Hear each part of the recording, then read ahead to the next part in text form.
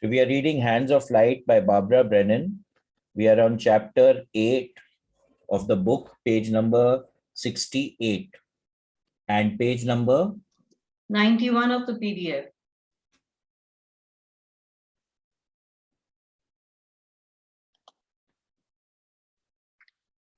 Death.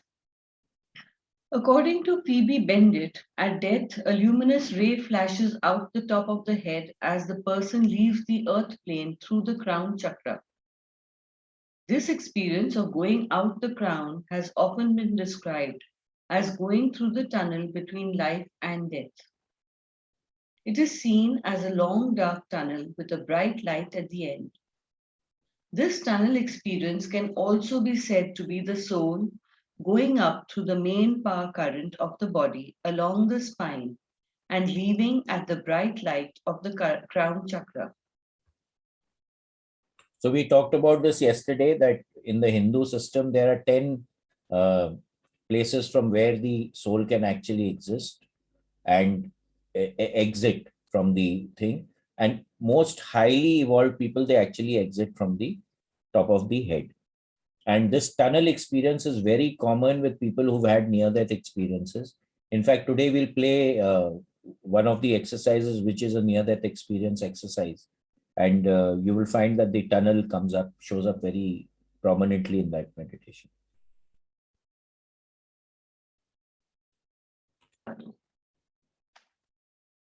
At death, the soul is met by old deceased friends and her spirit guides. At this time, the soul sees her whole life pass by very quickly and clearly so that there can be no mistakes as to just what happened, what choices were made, lessons learned, and what lessons still remain for the next incarnation. There follows a time of celebration of a task completed and some time spent in the spirit world before the next incarnation is taken on. So this is something that we experience very, very clearly in the Lifeline program, where when a person transcends, they're always met by people who they are comfortable with, and they go through a life review also, right? And no one is judging you. It's a fallacy that, you will be judged and all that. You basically go through a life review, and this is something that many of the people who've had near-death experiences, we even had speakers come and talk about it, where they go through a life review over there and they're asked to come back, the near-death experiences. When we transcend fully, that time we go through a life review, we experience what we had planned to experience and what we have actually experienced, what is the deviation. And we also plan what is going to be the next experience that we are going to associate with, that the next experience that we are going to have. Over here, they say that you spend some time in the spirit world. So in the Monroe process, you have the focus levels. And in focus level 27, you have something called the park, where you actually go and stay for some time. And that's where you decide what are you going to do next. You're going to evolve further and going to the higher focus levels, or you're going to come back into the earth life experience. After people die of a long-term illness, I have often seen them resting, surrounded by white light for some period of time after death. They appear to be taken care of in some kind of hospital on the other side. So on the other side, in Focus 27, there's the Healing Center, Rejuvenation Center, Care Center, all sorts of planning centers, the Akashic records, everything is over there in the Monroe philosophy. And most of the time, a person is taken to a healing and rejuvenation center where they recoup and they reintegrate at that level of consciousness before they again decide as to what they want to do. I have observed two people who were in the dying process a couple of days before their deaths. In both cases, the people were dying of cancer and had been ill for some time. The lower three bodies were breaking up and coming off the body as opalescent cloudy blobs. This gave the person an opalescent white look. The lower three chakras were also breaking up with long threads of energy coming out of the solar plexus. The upper four chakras appeared to be very wide open, almost like gaping holes. There was no longer a shield over them. The people who were crossing over spent most of their time out of the body and away. Apparently, they were off with their spirit guides somewhere. When the people were in their bodies, there were plenty of spirits around the room. In one case, I saw Azrael guarding the gate. When the person was in deep pain, I asked Azrael why he didn't help her die. He said, I haven't received my orders yet. Azrael is the angel of death and looks very strong and beautiful to me, not terrifying as some sources have implied. So again, when a person is disconnecting, right, the disconnecting process takes over. And that's why we keep the body in state for 24 hours before the disconnection takes place. Now, for someone who's been ill for a very long time, the disconnection automatically starts to take place beforehand, right? So over here, she's saying the three lower bodies were already leaving the body. So the connection with the physical body starts to diminish. Also, most people, when they are dying or they are going to die, they actually experience people around them. This is again written a lot about in the NDE books by PMH Atwater. She says that most of the people who are dying, and they will look at the left corner of the room where it seems that the people who are going to come to take them come in from. That's what she says. Of course, our experience can be totally different. Many times also we have heard people who are dying, they'll say that, okay, this loved one has come near me. He has come to take me. Some people say the chariot has come for me. Okay, at least in the Hindu culture, they'll say, mere liye rath aaya hai. So these things are very common and very normal. Also, a person will transcend when the time comes. You will not see a person transcending before the time comes. So over here, she says that the Arzel was guarding the gate, but was not helping the person. So when the time comes, the person will transcend. Hewan on death. My guide has been lecturing on the death process, and I would like to quote him here. First, he says that death is not what we have understood, but a transition from one state of consciousness to another. So this is extremely important. We think that death is the ultimate end because we disconnect from the physical body. But this is actually a transition. And people who've attended the Lifeline program will actually experience this for themselves. So what we find is that people who've attended the Lifeline program, their fear of death diminishes to a very large extent. Okay, because you actually experience this experience that it's a transition. It is not a finality. Hewan says that we have already died in forgetting who we are. Those parts of us that have been forgotten are walled off from reality, and we have come into incarnation to retrieve them. So basically what happens when we are operating in those higher states of consciousness in the spirit world, our consciousness level may be so much. Now to incarnate, we reduce our information about who we are and what we are, and we compress that information, right? Because of that, we forget that we are actually that, and we are now experiencing life as this. What are we endeavoring to do in all the programs that in awareness that we are doing? We are attempting to expand this awareness so that when we transcend, it is not such a big shift for us. Right? Now, we have come here basically to experience the experience, to harness ourselves, to make ourselves more complete, to gain knowledge and information. Anyone who has experienced the earth life system experience, when they go into the spirit world, they are technically revered because of the experience that we've had, right? This is a compressed learning system. We learn a lot. We learn a lot of stuff over here. The same thing can be learned in the spirit world, but it takes a long time compared to how much we can learn in this world, because we are operating in linear time. We can learn a lot more. Over there, time is not existing. So things will just happen at its own pace. Over here, we are in a fast forward. We really learn a lot over here and we integrate a lot over here, provided we don't get stuck over here.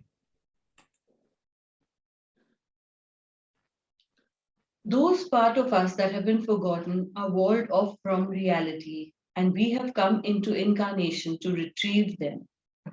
So, although we fear death, he says we have already died, and in the incarnation process of reintegrating with our greater being, we actually find more life. He says that the only thing that dies is death. So the point is integration, growth, learning. This is the reason why we have come here. That is why that question becomes very important, that what is the new thing that you have done? When was the last time you did something new, right? If we are going to run our life like a record player, doing the same thing over and over and over again, not creating new stimulus in our life, not doing new things, then we are not achieving the purpose why we have come into this earth life existence. Because we've come here to grow, we've come here to expand, we've come here to improve our level of consciousness. Okay, otherwise, there's no point in coming into this life. During our life, we wall off experiences that we wish to forget. We do this so effectively that we do not remember many of them. We begin this walling off process early in childhood and continue it throughout our life. So now this comes up a lot in biofield tuning. It comes up in the auras also. What happens is that whenever we've had a traumatic experience, many times we don't want to understand that experience. We do not want to learn what we need to learn from that experience. So we wall it off, right? Now, when we wall it off, it creates problems for us because that thing is hanging there in our field. And anything that we experience which is resonating with that which is stuck will affect us, although we do not consciously realize it. So one of the things that we are doing in all the programs again is to expand our state of consciousness so that we can understand what was the reason why we had that traumatic experience and reintegrate that energy which is stuck and blocked, okay, into our system. In shamanism, it is called soul portion retrieval, where a part of you, because of the trauma, gets stuck somewhere. We go and find that when we are doing the journeys in shamanism and reintegrate it. This happens very beautifully even in the biofield tuning process. These walled off pieces of our consciousness can be seen in the auric field in terms of blocks and will be discussed in the chapter on psychodynamics. Heaven says that the real death has already occurred in the form of that internal wall. So again, as soon as we block off a part of ourselves, a part of us ourselves has died, right? Now it's very important when we want to transcend, to reintegrate all these portions of ourselves which we have walled off, right? Otherwise, the transition will not take place in the proper manner. And when we are transcending, it can become a painful process.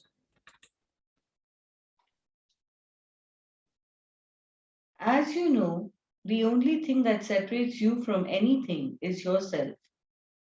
And the most important thing is that death has already occurred in those portions of yourself that are walled off. So again, your life experience is your life experience. What is the perspective with which you are looking at something will determine how that thing occurs to you, right? So we actually create all the issues that we are facing today. We are the ones who create it. If we can shift our perspective about what we are experiencing, that experience can become a wonderful and a growth-oriented thing. So we need to be very clear about what we are perceiving, how we are perceiving, so that we can create shifts in what we are experiencing. That would be perhaps from our vantage point the most clear definition of what the human being considers to be death. It is being walled off and separate from. It is forgetting. It is forgetting who you are. That is what death is. You have already died. You have in fact incarnated to bring to life those pieces of you that are already in what you call death. If we should ever use that word, those parts have already died. So even in the Lifeline program, when we are going into soul retrieval, one of the things that you will be doing is actually retrieving portions of yourself which have been stuck there, right?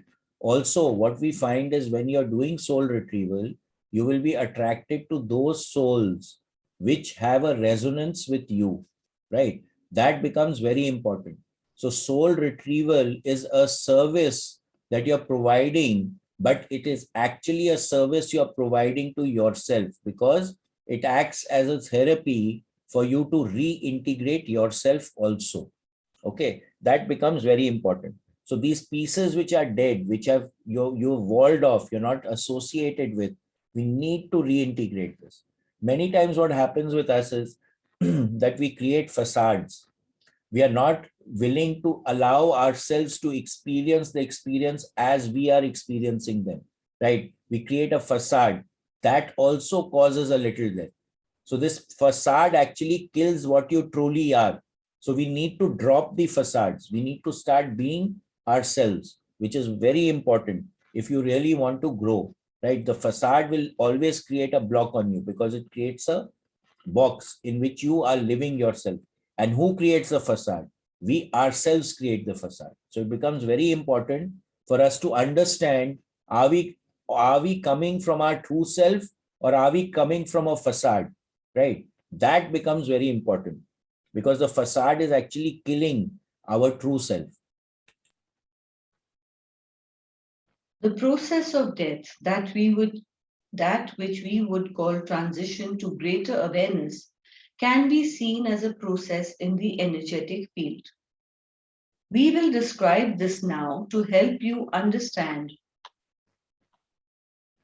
the process of death from the auric point of view. There is a washing of the field, there is a clearing and opening of all the chakras. When you die, you are going to another dimension. There is dissolution in the lower three chakras. There is dissolution of, and note, we say dissolution of the three lower bodies. So again, whenever we want to go into a higher state of consciousness, the auric field needs to be cleared. It has to be cleaned, right? Because everything that you are experiencing is recorded in the biofield or in the auric field. So it's like a carpet, which has gathered dust. If you want the real colors to come out, you have to dust the carpet. You have to clear the carpet, right? So like that, when we want to go into higher states of consciousness, a clearing needs to take place. And that's why I call the hemisync process a jhadu marna process, because it automatically starts to clean the field. And of course, biofield really cleans the field. It really sets you right. That's what we are feeling. And a lot of shifts start taking place when the field gets cleared up.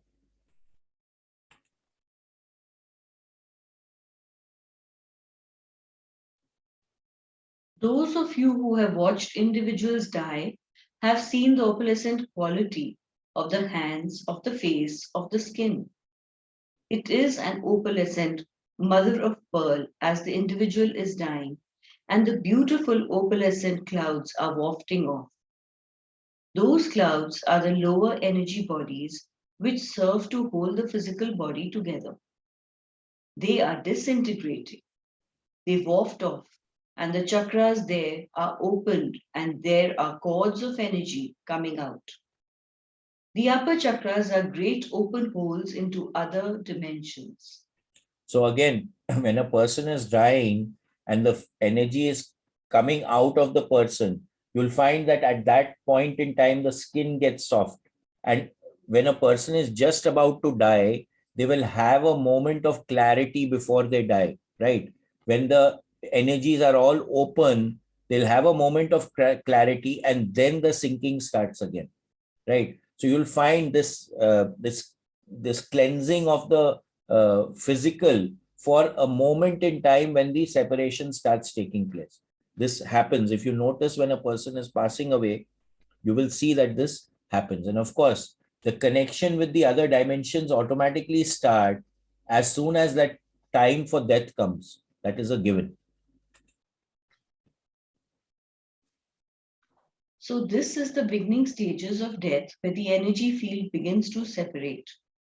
The lower parts of the energy field separate from the upper parts. And then during the hour of death, there is a washing of the body, a baptism, a spiritual baptism of the body where the energy is flushed through like a fountain right up the main vertical power current. A fountain of golden light flushes through, and all of the blocks are cleansed, and the aura becomes white gold. How will this be experienced by the individual who is dying in terms of memory? You have already heard it. A person sees his or her entire life washed by them. Well, that's it. There is So what is happening? Okay. So now I'm connecting the dots here that in the Hindu culture, at least after the person expires, the body is actually washed with Ganga Jal, right? I think this is the reason why that cleansing takes place. So there's a washing which takes place, a clearing which takes place, so that the disconnection of the energetic field with the body can take place in a clean manner. If it doesn't take place in a clean manner, then the energy gets stuck, right? And in Monroe terms, we say that it gets stuck in focus 23, where a person does not know, or the energy field does not know that the disconnection has taken place and is still hovering around. So the rituals that are there, and this is there in all cultures, the rituals are meant actually to allow the separation of the energy field with the physical body in a clean manner, in a clear-cut manner.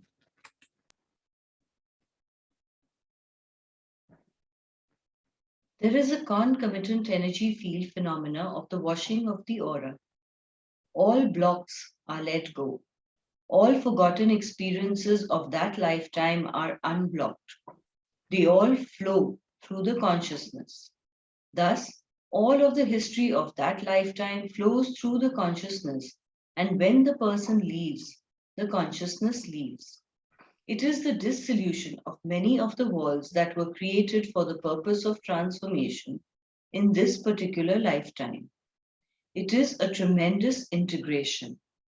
So again, we are remembering everything that we did in our life. Stuff that we blocked, we were not consciously aware of, also comes into conscious awareness, and then we transcend. That is why when a person is passing away, a lot of times they want to say sorry to a lot of people. They want to apologize. They want to mend bridges with people who they have had a problem with, because all this stuff starts to come into their awareness and they want to transcend it. They don't want to carry the burden with them. So you'll find that many people who are on the deathbed start calling people to meet them, right? Because they want clearing with those people. With the dissolution of the walls of forgetting within you, you remember who you truly are.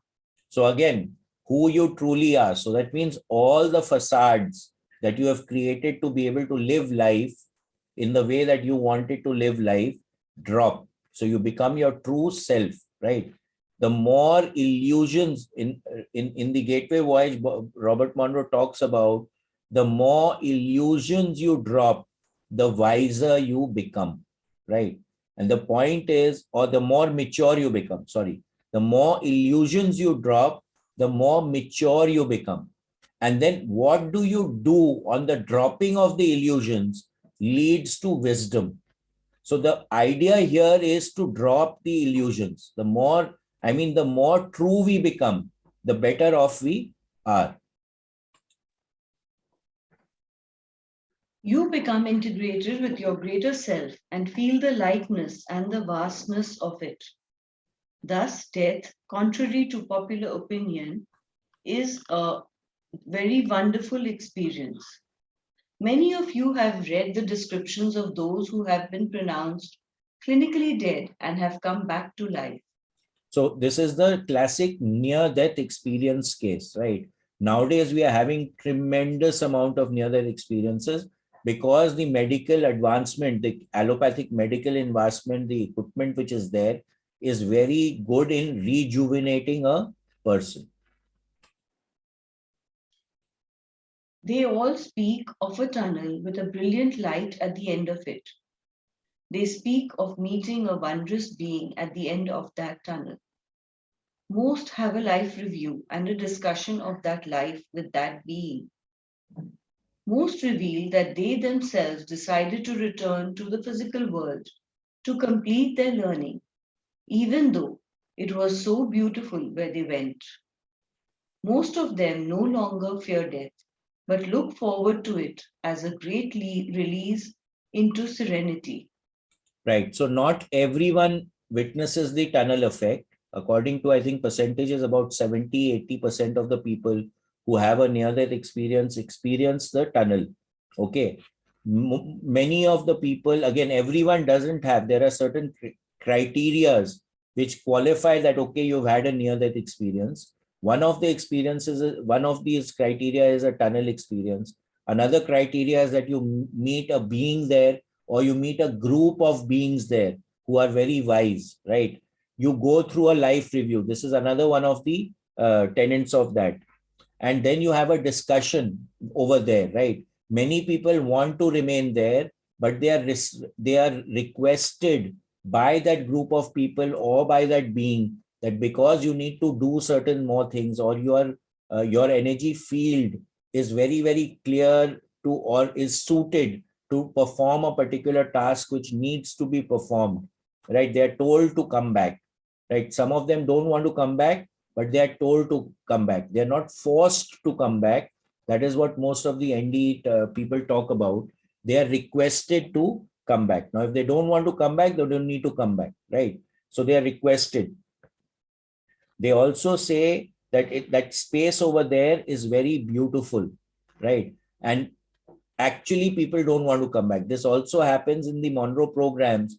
When you go into the higher states of consciousness, many people, I mean, most of the participants do not always say we didn't want to come back from that state of consciousness. But the beauty of the process is that we have access to those states of consciousness at will, right? Also, the fear of death goes. Once you've experienced those states, then the fear of death goes. So most people who have near-death experiences, their fear of death diminishes to a very, very large extent. So it is your wall that separates you from this truth. What you call death is actually transition into light. The death that you imagine you will experience can be found within your wall. Every time you separate yourself in any way, you die a small death. Every time you block your wonderful life force from flowing, you create a small death. Thus, as you remember those separated parts of your being and reintegrate them back into yourself, you have already died. You come back to life. As you expand your awareness, the wall between the world, the wall between spiritual reality and physical reality dissolves. So ultimately, what's the game that we are playing? An expansion of awareness, an expansion of consciousness, so that all these walls that we have created around us, all the facades that we have created around us, they dissolve and we become one with that which is. So we start getting into the flow. When we look at it from the power versus force map of consciousness, as soon as you start hitting 600 or above 500, you will start feeling this integration coming into your system. Thus, death dissolves. It is nothing but the releasing of the wall of illusion when you are ready to move on. And who you are is redefined as the greater reality. You are still your individual self. When you drop your body, you will maintain the essence of self. So again, the self is not connected with the body. The self is that essence of you. Even in the Gita, they talk about the Adhar. The Adhar is that Ansh, that Atma you call, right? That purity of consciousness. That is what is you. You are not your physical body. So the Monroe talk about I am more than my physical body, which is the only dogma that we talk about in the Monroe process, is basically to make you understand and to experience that you actually are more than your physical body. So if you are more than your physical body, then naturally you are not your body because you are more than your physical body. And what is that? That is that ansh, that awareness, that consciousness, which is making the body run. You can feel that essence of self in the future past meditations that are given in chapter 27, Self-Healing. Your physical body dies, but you move into another plane of reality. You maintain that essence of self beyond body, beyond incarnation. And when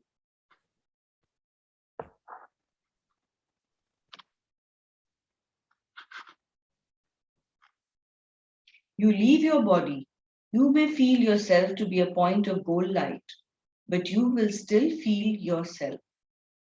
So many people, when we are going into these expanded states, lose total sense of the body, right? And also just feel that you're just there, like a speck of light. But your conscious awareness is totally there, even though you're just a speck of light and you have no conscious awareness of your physical body. We can move ahead, Shimangla, to the next chapter.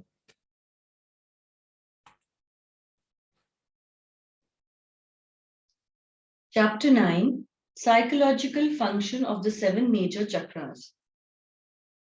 As a human being matures and the chakras develop, each represents the psychological patterns evolving in the individual's life. Most of us react to unpleasant experiences by blocking our feeling and stopping a great deal of our natural energy flow. So, whenever we have a traumatic experience, whenever we have something that we don't resonate with, which we are not happy with, right? We create blocks in our system. And those blocks can create a lot of hindrance in the way that we are living life, right? So becoming aware of these blocks and transcending them again becomes very, very important if we really want to live life in the flow. And that's the game that we are playing, to jack into the flow, to get into the flow so that life happens around us. We are not forcing anything to happen. But for that, we need to start dropping our illusions. We need to stop dropping all the blocks that we have actually created around us. This affects the development and maturation. Yes, just one second. Sorry. Bhaiya, is the biofield what clears up? Are those the same blocks we are talking about in this? Absolutely. Which are cleaned by the biofield. Correct. So when we are doing biofield tuning, we find that a block will come, we don't know what to do, right? We are confused about what we want to do, or we are feeling financial constriction, or there is a fear of something happening, or there's some apprehension, or we are feeling that we are burdened, we are taking too much and we can't do it, or I have a lot to do and I'm not being able to do it, right? Or I'm feeling shackled, for that matter. So in various places you get various blocks. That is, in the earth star and sun star itself we are finding those blocks, right? And then when we get into the chakras also, many of the chakras are blocked. So each of the chakras is, again, we are going to be talking about each of the chakras over here. So personally, I've developed my own reading. Of course, I read this book a long time back. So it will be a reconfirmation of what I am perceiving in the aura, in when the chakras are blocked, whether it is matching with the reading that she's giving over here. So it will be interesting for me also to understand it, right? To evolve that further. But we find that when the chakras are blocked, basically what is happening? Our chakras are vibrating vortexes of energy, and they are basically absorbing energy from the environment at that particular frequency and putting it into our system. Now, if the chakra is not functioning properly, then that particular frequency of energy will not come into our system, right? So it will cause a psychophysical imbalance in our system. The next thing that we are looking at in biofield tuning is the timeline, where everything that you have experienced in life is recorded in the biofield. When we start taking the tuning fork through the process, if you've had a traumatic experience, it is recorded there. The sound and the vibration in the fork will change.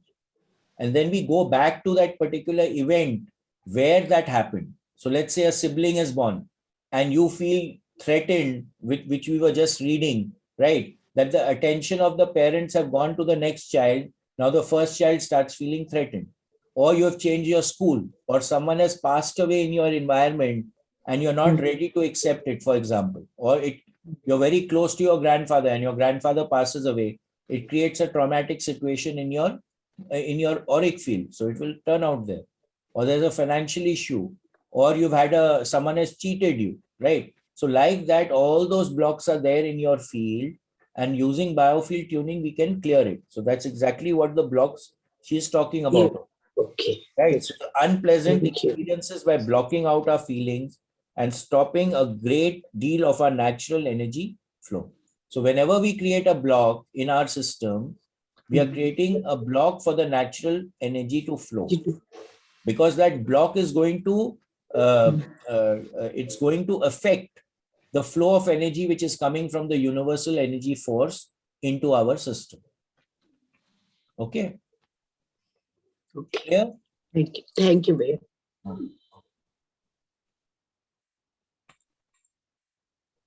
This affects the development and maturation of the chakras, resulting in inhibition of a fully balanced psychological function. So this becomes important, right? Because the chakras are connected with the endocrinal system. And if the chakras are not functioning properly, it will cause a psychophysical imbalance in the system.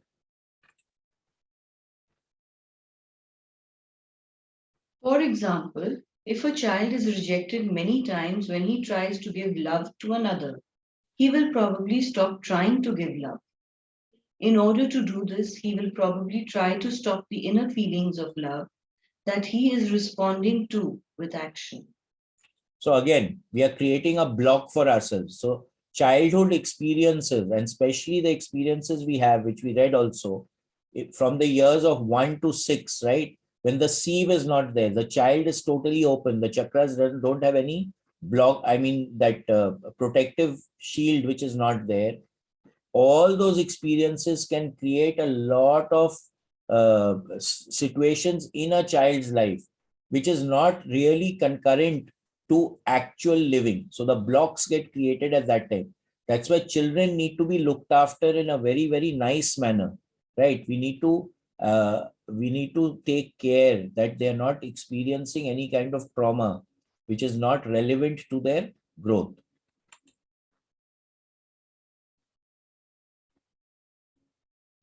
For example, if a child is rejected many times when he tries to give love to another, he will probably stop trying to give love. In order to do this, he will probably try to stop the inner feelings of love that he is responding to with action. In order to do this, he will have to stop the energy flow through the heart chakra. When the energy flow through the heart chakra is stopped or slowed down, the development of the heart chakra is affected. Eventually, a physical problem will very likely result.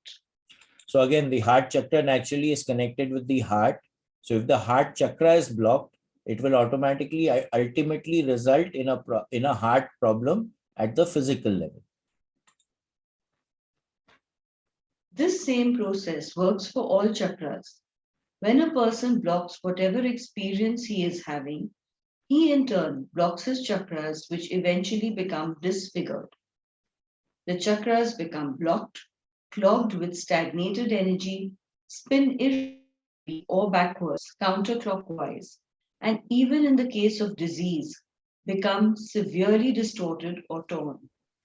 So again, if the chakras are not functioning properly, because of certain damages that have occurred because of our life experiences, naturally our energetic system starts to get affected. And if the energetic system is affected, the mental, physical, spiritual, as well as emotional systems start to get affected.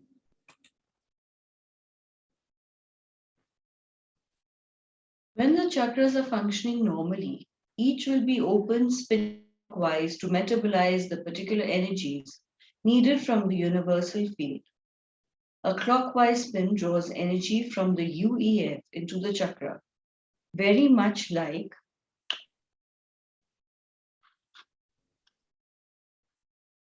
the right-hand rule in electromagnetism, which states that a changing magnetic field around a wire will induce a current in that wire.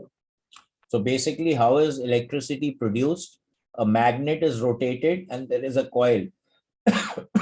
And because the magnet has polarity and it has movement, an electrostatic field is created, which is absorbed by the wires in the alternator and a generator.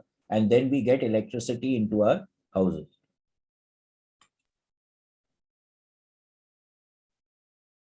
Grasping the wire with the right hand, point fingers in the direction of the positive magnetic pole. The thumb will automatically point in the direction of the induced current. The same rule holds true for chakras. If you hold your right hand over a chakra in such a way that the fingers curl clockwise around the outer edge of the chakra, your thumb points towards the body and in the direction of the current. Thus, we label the chakra open to incoming energies. On the contrary, if you curl your fingers of your right hand counterclockwise around a chakra, the thumb will point outward in the direction of current flow. When the chakra spins counterclockwise, the current is flowing outward from the body, thus interfering with metabolism. In other words, the energies that are needed and that we experience as psychological reality are not flowing into the chakra when it is spinning counterclockwise. We thus label the chakra as closed to incoming energies. So generally speaking, when a clockwise movement is there, it is going in. When an anti-clockwise movement is there, things are getting sucked out. Okay, so basically how the chakras are functioning, and this is something that we learned in the chakra, the 7 chakra classes that are being held by Asta. I think everyone should attend those classes, in the sense that they're very simple but very effective in actually allowing us to understand as to how the chakras are moving and what we can do to enhance the movement, right? She gives these statements which are very, very nice and powerful in allowing our understanding to become better, so that the chakras start moving in a proper manner, right? And psychological shifts can start taking place very gently with her processes. Most people I have observed have 3 or 4 chakras spinning counterclockwise at any one time. Usually, these become more and more open with therapy. Since chakras are not only metabolizers of energy, but also devices that sense energy, they serve to tell us about the world around us. If we close chakras, we do not let that information come in. Thus, when we make our chakras flow counterclockwise, we send our energy out into the world, sense what the energy is that we send out, and say that it is the world. This is called projection in psychology. So what is happening? What she's saying is very clear here, that we normally should be getting information from the environment. But when we block the information coming in, we start creating a false reality for ourselves, because whatever we are throwing out becomes our reality, which is actually not real, right? We start creating that environment around us. So our understanding of what is starts to get squeezed if the chakras are blocked. The imagined reality that we project onto our world is related to our image of what we concluded the world was like through our childhood experiences and through the mind of the child we were then. Since each chakra is related to a specific psychological function, what we project through each chakra will be within the general area that each chakra functions and will be very personal to each of us because each person's life experience is unique. Thus, by measuring the state of the chakras, we can determine one's overall long-term and current life issues. So using the chakras, we can really understand where and how a person is operating. Okay, we can understand the nature of the person. We can understand the character of the person. And I've been telling you all that in the Vastu and the energy field program, we talk about this, right? And in fact, when we progress into module 4, you'll be able to actually test the energy flow at the various chakras in an environment. And you can judge what is happening in the environment just by testing the energy flow, whether income expenditure ratio is there, whether people get along or not, what is the relationship, whether people are falling sick or not, what is the irritability level, whether people are happy or not. Just by checking the frequencies, we get a total psychoanalysis of what is happening in the place, right? So it is possible to do it for a person also. It is possible to do it for a space also.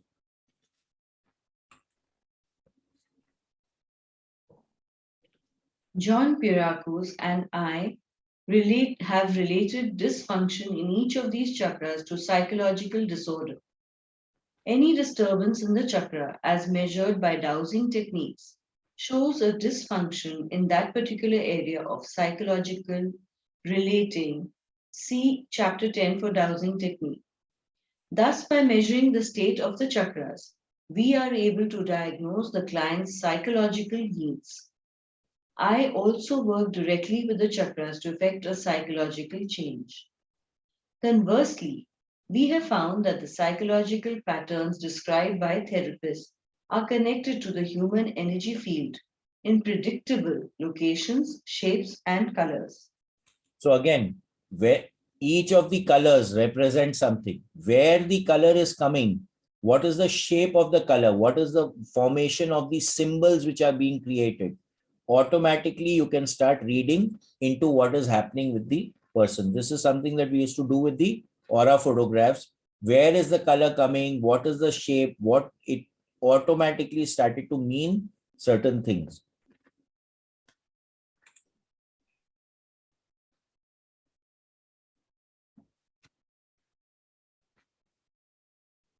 Figure 7.3 shows the location of the 7 major energy centers of chakras used for diagnosing psychological states. These are divided into mental centers, will centers, and feeling centers. For psychological health, all 3 types of chakras, reason, will, and emotion, should be in balance and open. The 3 chakras in the head and throat area govern the reason. The chakras on the front of the body govern the emotions. Their counterparts on the back govern the will. Figure 9.1 gives a table of the major chakras and their psychological function. So every chakra has a certain aspect which it is dealing with. The moment we start understanding that, we can understand what is happening with the person. Now, of course, many different systems are there which are talking about various aspects of the chakras. What does the front chakra do? What does the back chakra do? Etc. etc. This is her rendering of it, right? Now, having said that, we should take we need to dwell into various schools of thought and then create our own understanding of what we get from the chakra system, right? So we naturally will go through what she is saying, and then you can look at it from other aspects also. Let us look at the general areas of psychological functioning for each chakra. The first chakra, the coccygeal center, is related to the quantity of physical energy and will to live in the physical reality. It is the location of the first manifestation of the life force in the physical world. When the life force is fully functioning,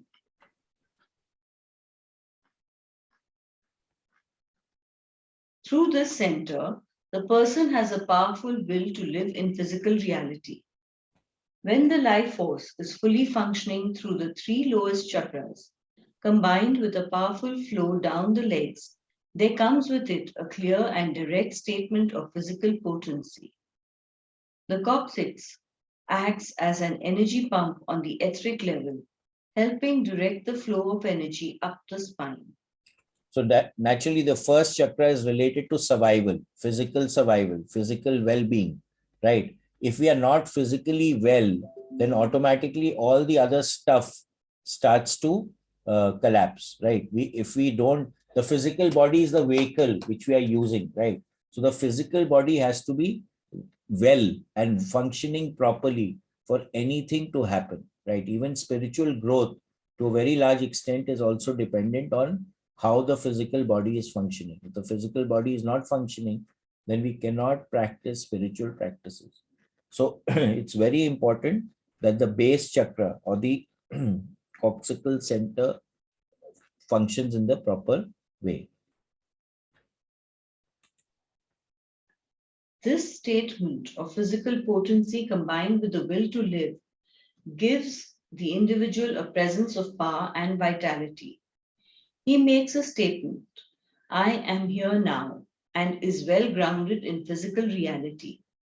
The presence of power and vitality emanates from him in the form of vital energy.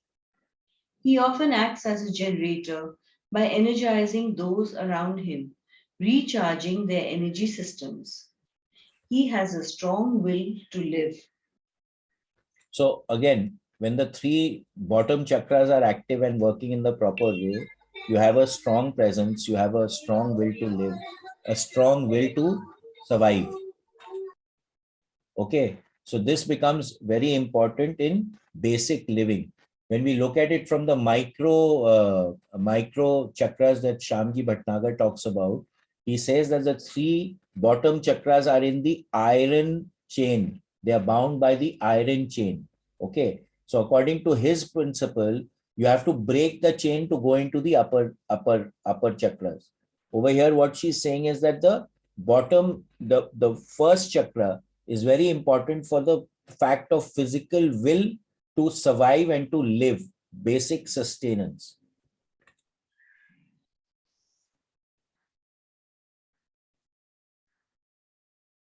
When the coccygeal center is blocked or closed, most of the physical vitality of the life force is blocked, and the person does not make a strong impression in the physical world. He is not here. He will avoid physical activity, will be low in energy, and may even be sickly. He will lack physical power. So this chakra is also related with grounding. How much am I connected with physical reality, C1 consciousness, whether I'm available here or not, right? If I'm not available here and I'm not grounded properly, then automatically I'm in a floaty state of mind. So I will not be present to what we are actually doing. So presence is created by the first chakra. The pubic center, chakra 2A, is related to the quality of love for the opposite sex that the person is able to have. When it is open, it facilitates giving and receiving sexual and physical pleasure.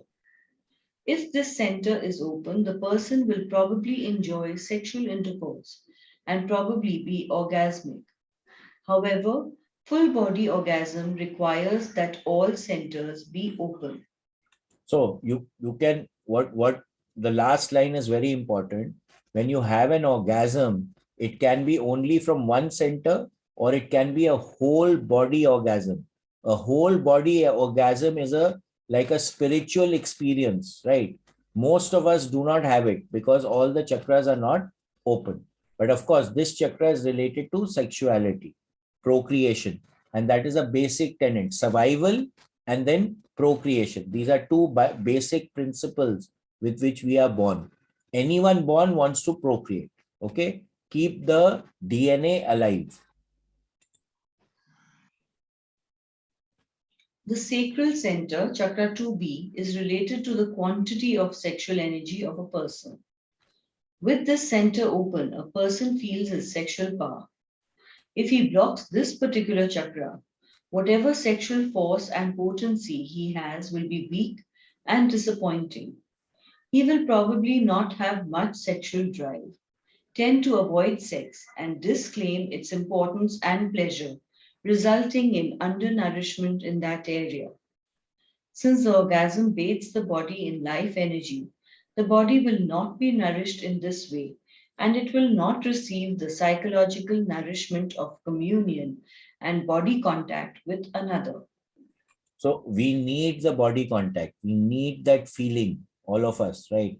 That's why babies really need to be massaged. They need to be kept in close proximity to the mother.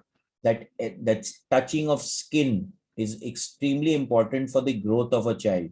When the child is growing up, you need to massage the child so that the nerve endings of the child, they start to grow. So touching, feeling is a very important part of our feeling of well-being. So social interaction at the sexual level also is a very important part of our feeling of well-being, right? That becomes extremely important. And this is related to the sacral center or chakra B2, according to this system. Relationship between chakras 2A and 2B. The sacral acts as a pair with the pubic chakra.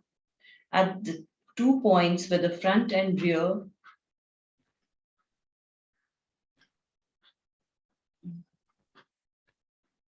It's a little down. Go down, we'll read this later.